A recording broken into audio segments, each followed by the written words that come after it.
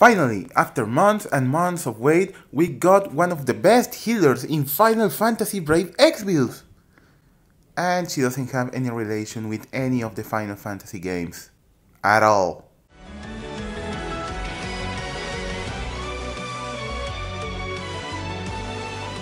Hello everyone, Final Fantasy Exvius Tactics channel here. This is Brave Frontier Week, and today I'm going to start with one of the most weighted healers in the game, one of the best healers in the game even in Japan right now, the goddess Tilith, 6 stars. Just look at her. She's so cute. She shards power and attacks you with a spark. She uses light and flashes to attack you, nothing more than that. It's not like she uses a big gun, a big axe or a big spear to attack you. She uses only light, flashes and sparks. That's how cute she is. But she also is very powerful. She is right now undoubtedly the best healer in the game. What abilities, what skills have Tilith? Let's check it out now.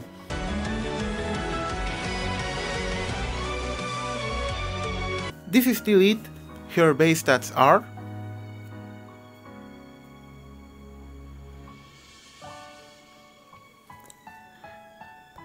as you can see, Tilith doesn't have any magic, something very strange in a healer, but all her abilities are special abilities, are not magic. That means you can't dual cast any of her skills.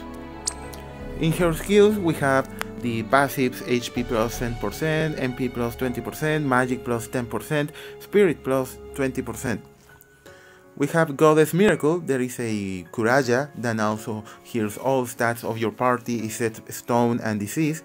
Prism Heart that does 180% magic damage to all the enemies. Pretty Steel that removes all the status ailments from one enemy, is like a Dispel. Celestial Light that boosts all the stats of your party in 40% for two turns. Rainbow Bill is a skill that boosts all the element resistance except darkness for all the party in 40% for 3 turns. Pretty Aura is a passive that regenerates the HP of Tilith in a small amount all the turns. Eternal Rainbow is a passive that refreshes 10% of Tilith's maximum MP all the turns. That is very good. Goddess Revelation, AoE full revive to all the allies. Wow! Radiant Light, AoE full HP recovery to all the allies. Wow! +2. Seal Light removes all the status ailments from all the enemies, some like a Dispelga. Affectionate Aura, AoE 100% break resistance to all the allies for 3 turns. Wow! +3. Sacred Ground, 75% target reduction of Tilith, and Prince Heal, 2500 HP recovery to all the allies except Tilith, and 50 MP recovery to all the allies except Tilith. Wow, +4. So, Tilith is broken, yeah, we know that. But also, her skills consume too much MP, so we can say that Tilith is a sinkhole of MP consumption. So, how can you build Tilith for be effective in battle and don't depend too much in items and MP recovery? Let's find out now.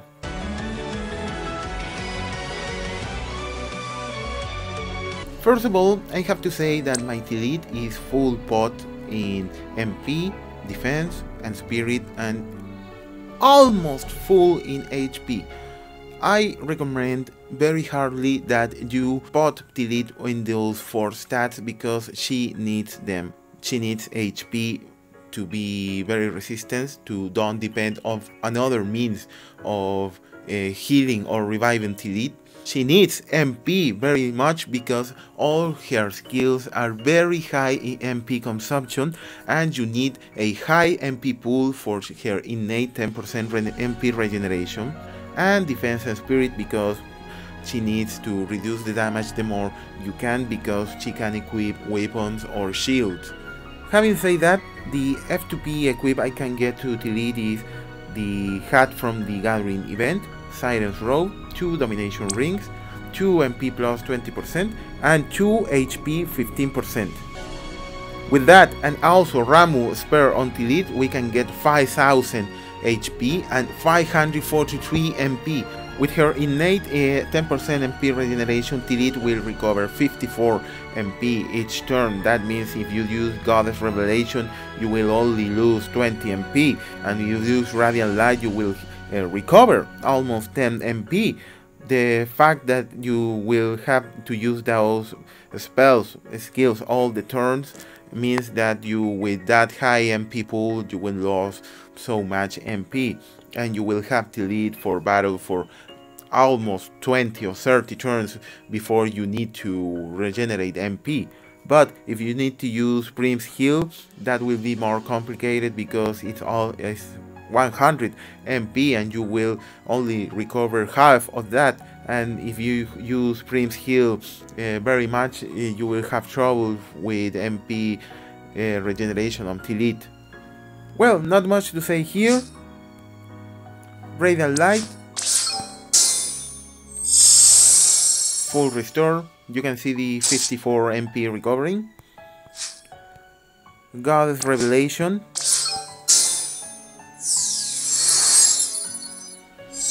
This is really amazing. Affectionate Aura. This is a very nice skill because you protect all your party from stats breaks. You can see that most bosses uses stats breaks, and with the pass of time, we will see more of that in the strategy of the game. You need to protect yourself from stats breaks or protect your tank from stats breaks, because defense and spirit break could be nasty for your damage endure of the boss's attacks. Prince Heal.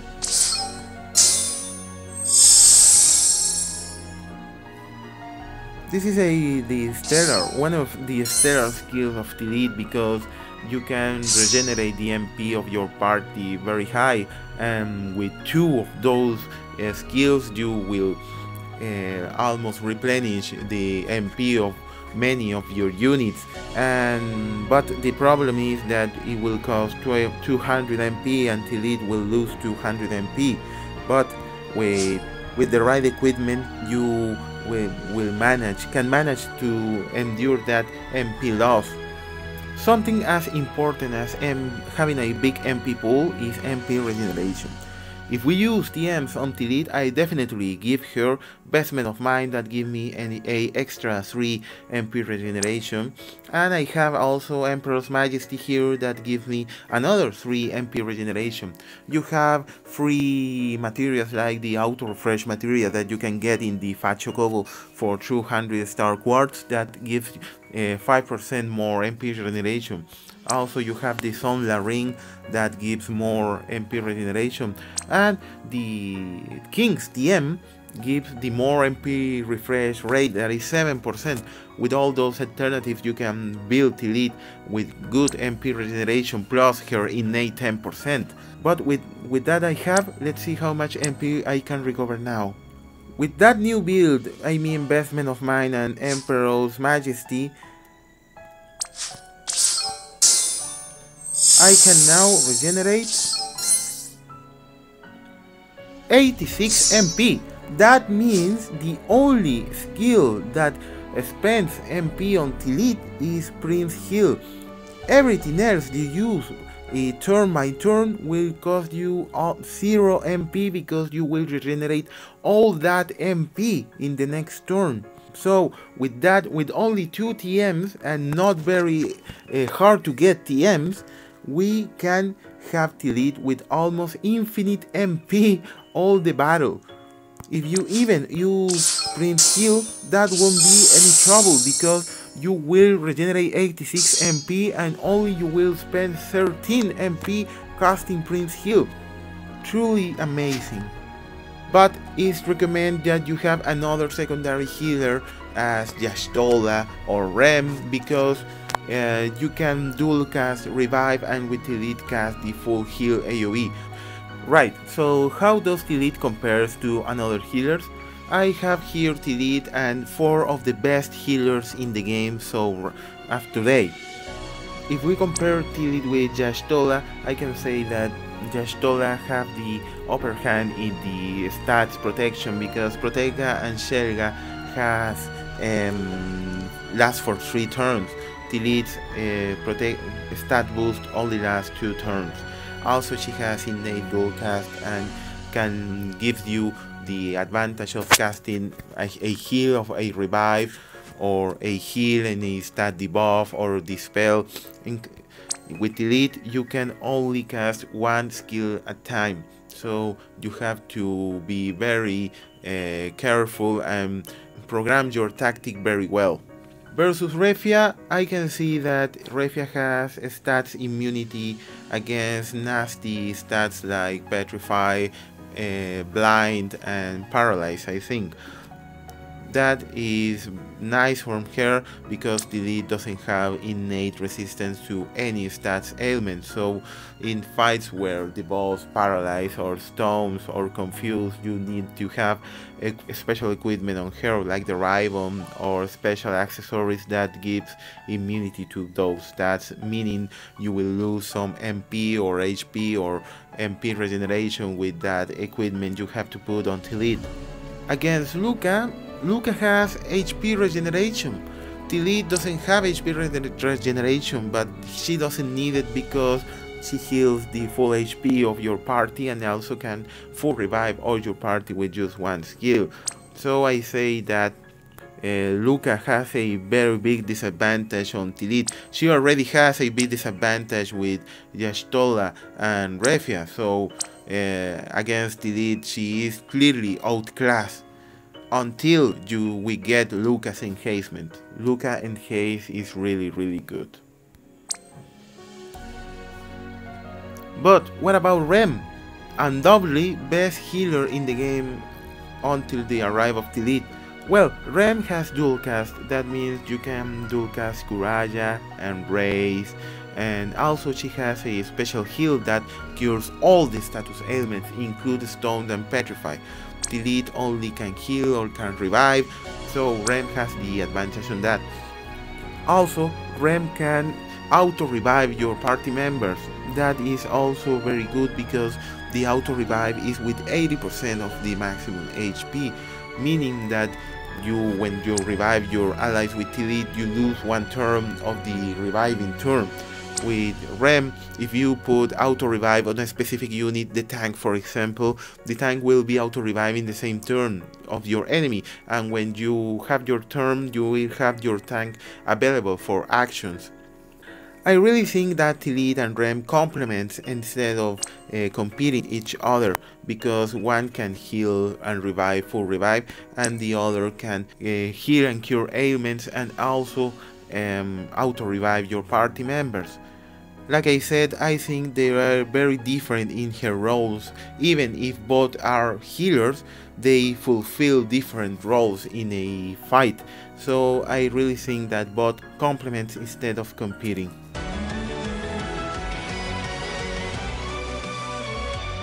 In the pros and cons of Tilith we have, in the pros, can full heal, well, it's self-explanatory. Can full revive, well, also it's self-explanatory. Can heal HP and MP at the same time. With Prim's heal you can heal 2500 HP and 50 MP on all the allies except Tilith.